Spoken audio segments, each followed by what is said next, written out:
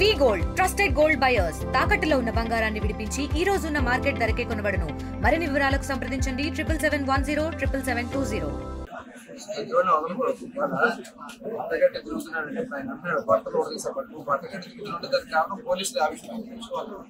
జగన్మోహన్ రెడ్డి ఎవరుంది కదా అని చెప్పి ఇష్టం వచ్చినట్టు మాట్లాడి డిపార్ట్మెంట్ లో ఆడవాళ్ళు కూడా ఉన్నారు, వాళ్ళు కూడా అవమానపరిచే విధంగా మాట్లాడినటువంటి వ్యక్తిని ఖచ్చితంగా కేసు పెట్టాలి.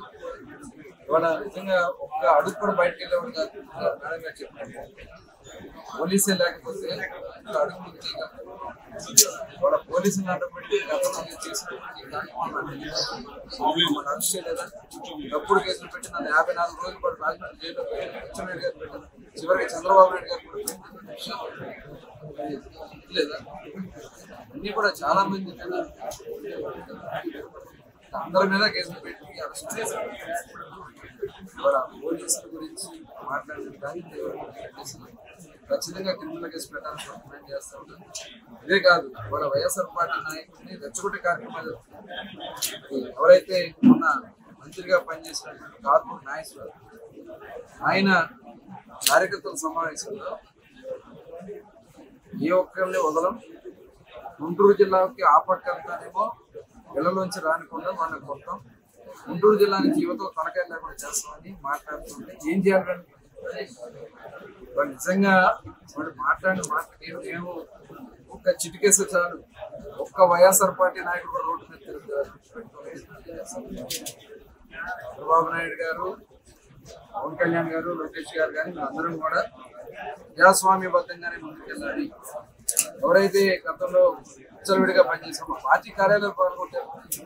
చంద్రబాబు నాయుడు గారు ఇంటి మీద దాడి చేసి తగ్గితే జోగి రమేష్ మంత్రి పదవి ఇచ్చి ప్రమోషన్ ఇచ్చారు. ఏం చెప్పాలి జగన్మోహన్ రెడ్డి గారి యొక్క ఆలోచన విధానం? అదేవిధంగా మార్చర్లో మా నాయకులు వెళ్తే మా నాయకులు కార్డు పగలగొట్టినటువంటి వ్యక్తిని తీసుకెళ్లి మున్సిపల్ చైర్మన్ చేశారు. ఏం చెప్పాలి దానికి సమాధానం? అసెంబ్లీలో బండపూతులు చెప్తా ఉంటే పునరావాసం చేసినటువంటి వ్యక్తి జగన్మోహన్ రెడ్డి కాదా? ఇవాళ అతని మానసిక పరిస్థితి ఒకసారి మనందరం కూడా గమనించాలి. అలాంటి వ్యక్తులు భయాందోళన సృష్టించి రాష్ట్రాన్ని ఇవాళ భ్రష్టు పట్టించడానికి, ఎందుకంటే ఇలాంటి దుర్మార్గమైనటువంటి కార్యక్రమాలు చేస్తే ఈ రాష్ట్రానికి ఎవరు రాకూడదు, పెట్టుబడి రాకూడదు అని చెప్పి దుర్మార్గమైనటువంటి ఆలోచన చేస్తున్నాం. ఇవాళ గౌరవ ముఖ్యమంత్రి గారు రాష్ట్రానికి ఇవాళ ముందుకు తీసుకెళ్లే విజన్ 2047 ఆలోచనతో ముందుకు వెళ్తాం.